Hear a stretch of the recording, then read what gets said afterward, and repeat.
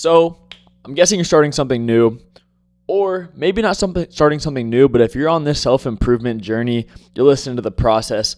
It might not be something big, but you're always starting something. You're always trying to improve or add a new habit into your life. So how do we get the mindset that we follow through with these things? We actually implement them into our lives. Well, no matter what it is, whether it's a habit, whether it's a routine, whether it's something big you're starting, or maybe you've started something before and you failed at it. So this is going to help you. But my question first off is, do you know what the emotional cycle of change is?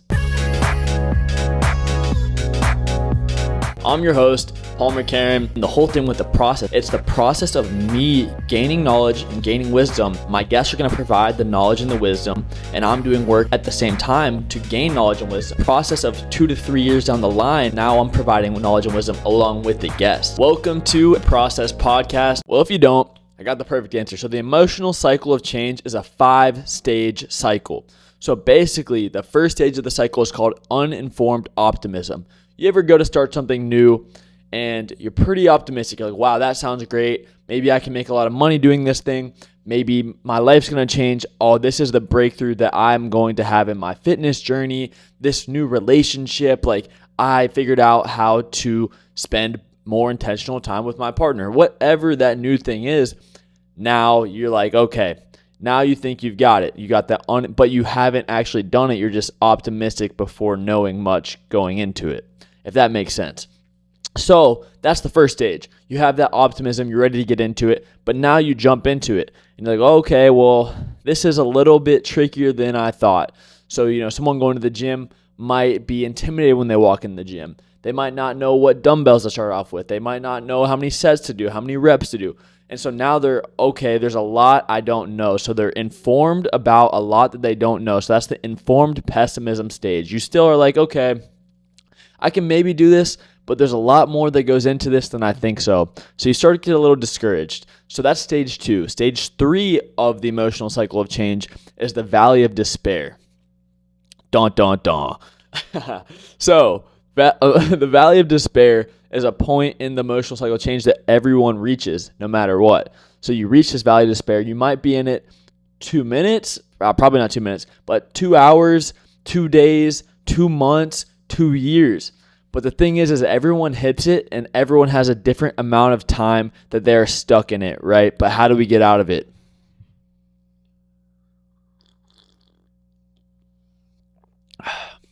Well, I'll tell you how we get out of it. You cannot quit. This is when you're going to get discouraged. This is when you're going to be tested. This is when you got to pull out of like the woodworks. You got to keep going. You got to put your nose down to the ground and grind, because everyone faces it. The thing that differentiates the great from the good, or even the successful from the non-successful, are the people that when they don't see the results, they keep going. I read a book called The Power of One More by Ed Mylett. And basically he talks about the threshold, how you can keep doing something, and you're building up, momentum and like you're getting to that point. But however, you might give up, and if you give up, it might have been that next workout that you broke through, or that next business call that you landed the biggest call. It's that one more connection, one more person you meet, one more time at the gym, one more call. So that's the biggest thing, is you just cannot stop, because the most comforting thing to me in my life on this success journey, this self-improvement journey, is I cannot fail unless I quit. So think about that again. I cannot fail unless I quit. So when you're at the bottom of this valley of despair, you got to have something. You got to have a support, a foundation, people to rely on. So we're going to dive into this a little bit deeper in this video, but a mentor is huge. Having a support system is huge. And for me, God is huge. Like, God directs my life. I submit everything to him, and his will be done. So you're in that valley of despair. You got to have something to go to, but you got to know that you cannot lose, you cannot fail unless you quit. Small failures are learning lessons, but you will not ultimately fail unless you quit. So let's say now we break through it. No matter what that time frame was, we reach stage 4. So informed optimism. You break through that valley of despair, let's say, and you get that first sale, or you get that first time benching 225, you break through. Right now you're a little bit optimistic. You feel good. Hey, I've been through the worst of it. I've gone through that first 2-3 stages, and 95% of people get stuck in stages 1 from 3, the cycle of failure. And that is a very crazy stat to think that not many people can get to this stage 4, informed optimism. But we're not quite there yet. So informed optimism, now you have information about all that go into this process, but you also realize, hey, I'm optimistic, but I know what it takes, so we're going to put our head down. And that's when you can really elevate from 4 to 5. When you take it serious and you keep putting the inputs in, you'll reach the 5th stage of the emotional cycle of change. It's success and fulfillment. Very few people ever reach this. It takes determination, it takes discipline, and you have motivation, but it's fleeting. Motivation is something that you cannot rely on to make real change because it fleets. So discipline is where it really comes down to. And when you don't feel like doing something, when you still do it, I'm sure you've heard this, but that's where real progress is made. So that being said, what else can we do to change our mindset, to implement new habits, routines, maybe business things, maybe personal life things? So I'm going to say start small, right? Let's start small. A lot of people, they're going to intimidate themselves off the get-go. They're going to overwhelm themselves, but in a book called, we're going to refer to it a little bit, but The Atomic Habits, I think by James Clear, it talks about starting small, doing 1 push-up every day. And of course that sounds kind of, measly. 1 push-up, okay, 1 push-up, you're not going to make much progress, but it's the fact that you're showing up every day. When you start to show up for yourself every single day, that's what starts to stack. And of course, you might get down and do 1 push-up, but you might do some more. So you start small. Or maybe it's 1 sales call. Next day it's 2. Next day it's 3. And a couple methods I've heard of to track this is called the chain method. And so one thing you can do is, so if you go on a whiteboard, and let's say it's a habit. So your habit is brushing your teeth. I mean, that's a very simple habit. I'm hoping we all do. But you put an X every time you brush your teeth, whatever. And so now you see this chain, and it actually starts giving you a little bit of dopamine every time you put an X, and a little bit of fulfillment. And you start wanting to do it for the chain, maybe not even for whatever that thing you're doing is. Or another thing is moving paper clips. So I've heard of it before where your goal for the day is 50 sales calls, 50 cold calls. And you start moving paperclip after paperclip until all 50 are in the other jar. And so you start getting that, moving the paperclip wants you to do the habit, okay? So another thing from Atomic Habits that's going to help you start something new. So let's apply it, but it's curating your environment. And this is big, and we can go a couple different directions. We're going to go 2 right now. So 1 is curating your environment. 1, the people who you surround yourself with. Show me your 5 friends, I'll show you who you are. I'm sure we've all heard of that one, but it's true, and I cannot tell you how true it is. The people you surround yourself with, you're going to become more like, you're going to speak like, you're going to start to develop values maybe that resonate with them.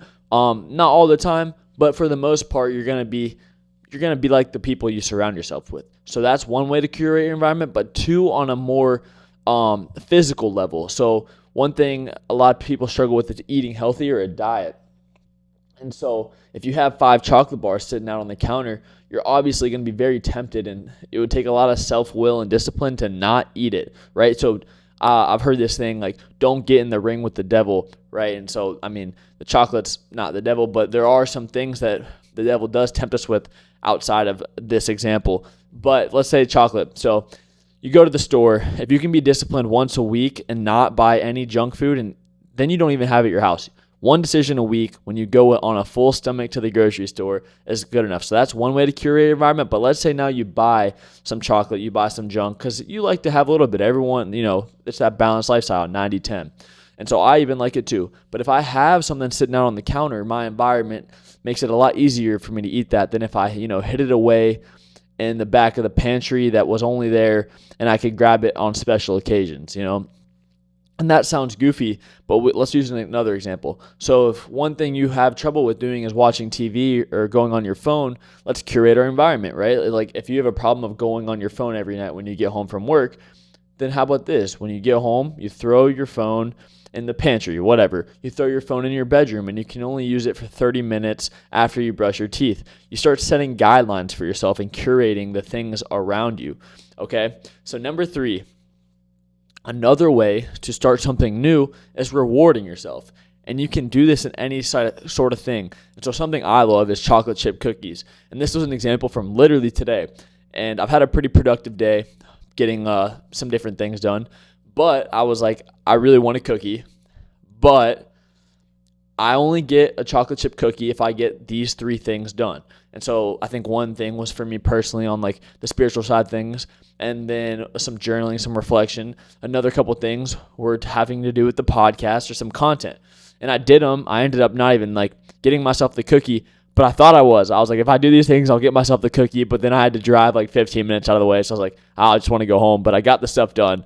Anyways, that's to say reward yourself. So another example being, if I walk 30 minutes, then I get to watch my favorite TV show. So someone getting fit can kind of use getting in the gym as that reward to do it.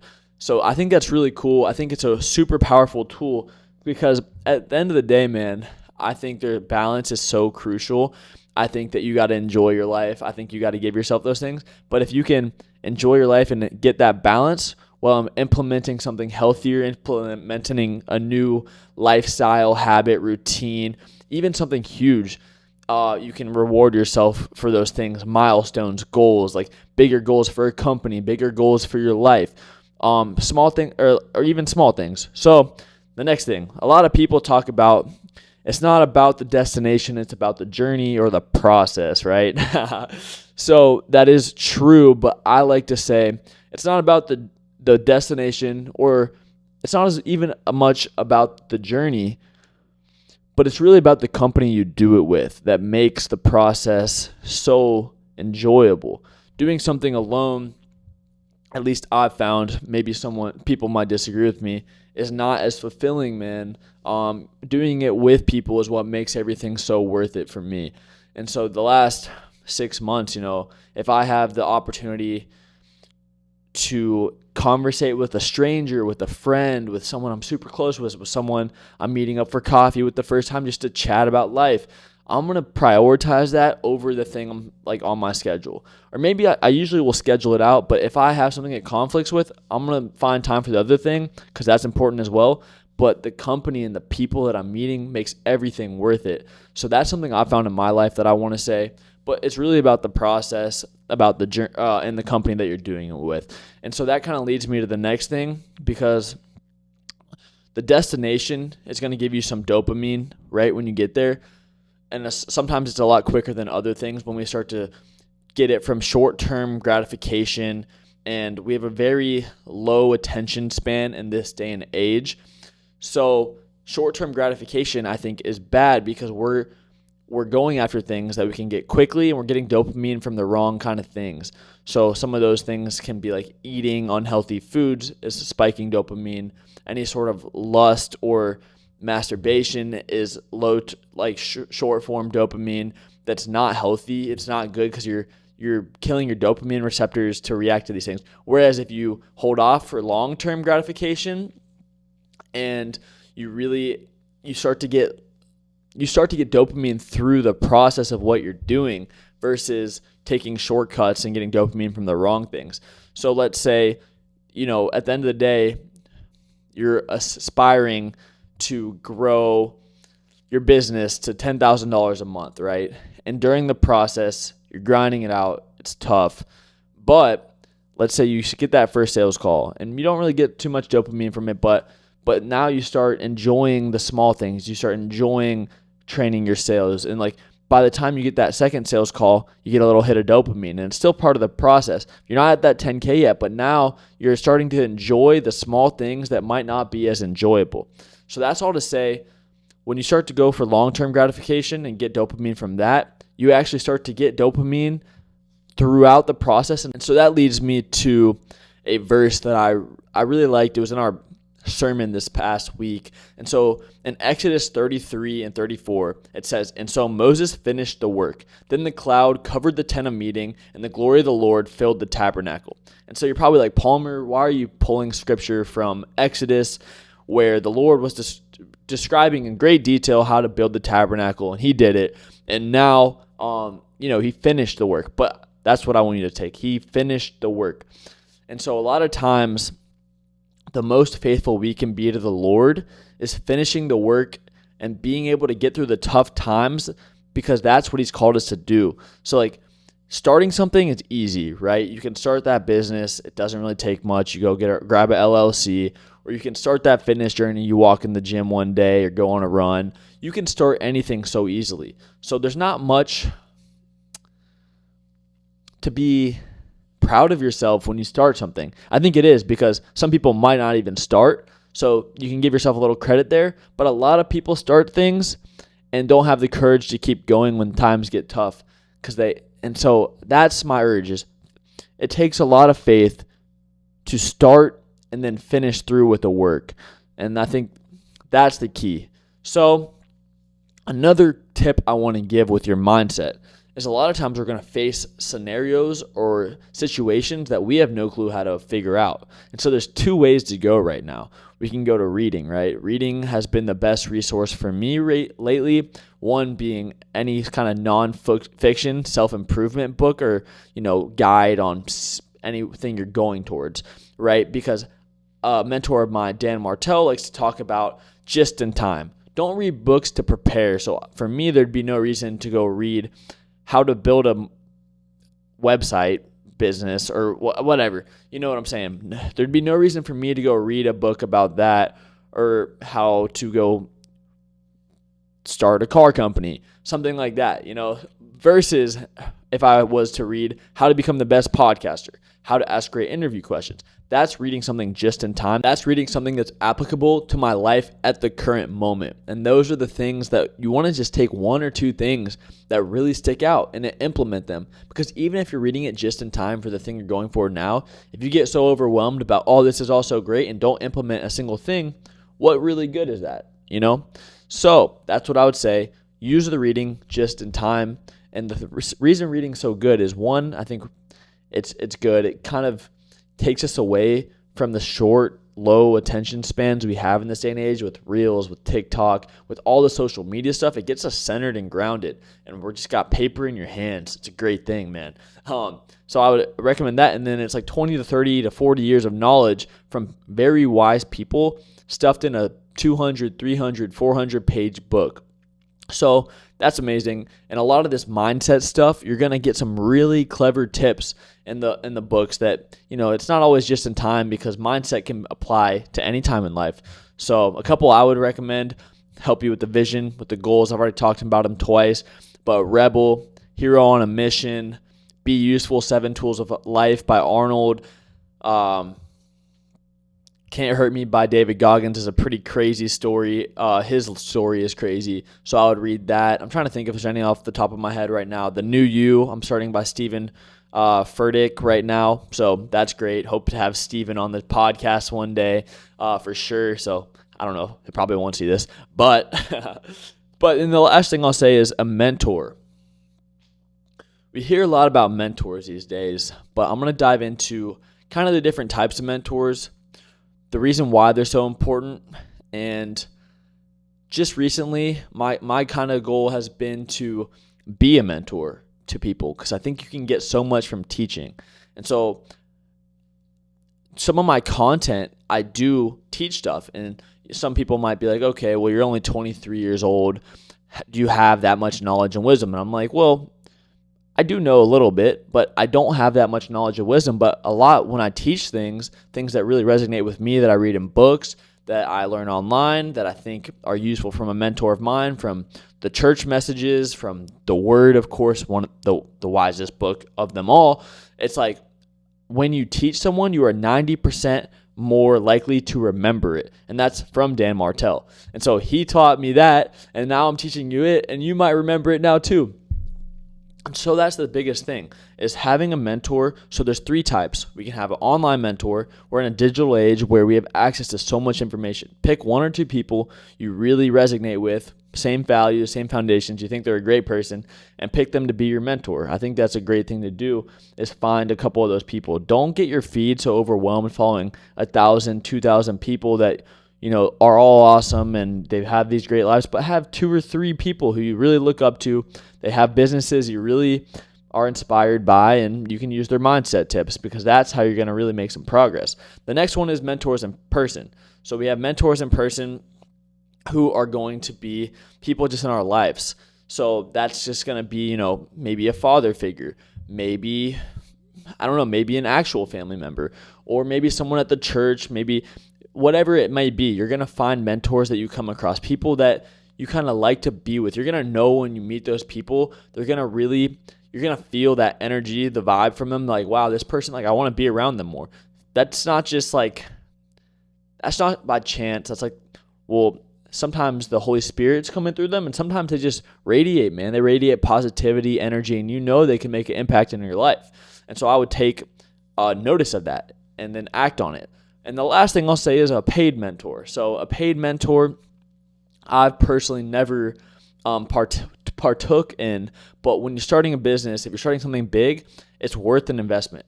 I think the best investment you can make is in yourself, and it makes you really invested in it. So whether it's 5K, 10K, someone that's already done the thing. So if you're an online fitness coach, invest in an online fitness mentor, but make sure you research them, make sure their values, foundations are similar to what yours are, because you don't want to be learning from someone who's just trying to get your money or just trying to get clients' money. At the end of the day, I think the best thing we can do is try to provide real value, and we got to find others that are really just trying to teach others. And so if you're a podcaster, get a podcaster. If you're a doctor, get a doctor, and so on. You get the point. But those are the 3 types of mentors, and I'll explain why. So I've already kind of dove into why teaching people is so important. And then there's the last one, which is equals. So Mindset 101, this might be, I've already talked about show me your friends. That will be your environment. But having equals or friends is the most important thing you can do. And I've talked about this a lot on the process, but I want to reiterate it just all the time, because especially as males, 21 through 24 years old, this is a time in your life where you need that group to go through the trials and tribulations that you're going to face. When you have situations arise that you don't know how to handle, that's the people you can take it to. That's the people you can ask for their perspectives, and maybe 1 or 2 or all those people are going to be able to help you make those decisions, not on your own. When you're on your own, man, you're susceptible to the devil, and he's going to try to really get in your head, man. So I would just say, find that like-minded group of friends that roots you in it, and some people that you can be comfortable and vulnerable with. And so maybe that's at the church, maybe that's at run clubs, maybe that's at gyms, but you're likely going to find the like-minded people at those places that are important to you. So for me, for most people, you're not going to find those deep-rooted friendships at the bar. You're not going to find those deep-rooted friendships at anywhere else. It's going to be at those really places where you can get vulnerable, you can be yourself, and open up. So that's Mindset 101 on starting something new. I hope you got a little tip out of that, but thanks for tuning into the process again. That's the process. Peace.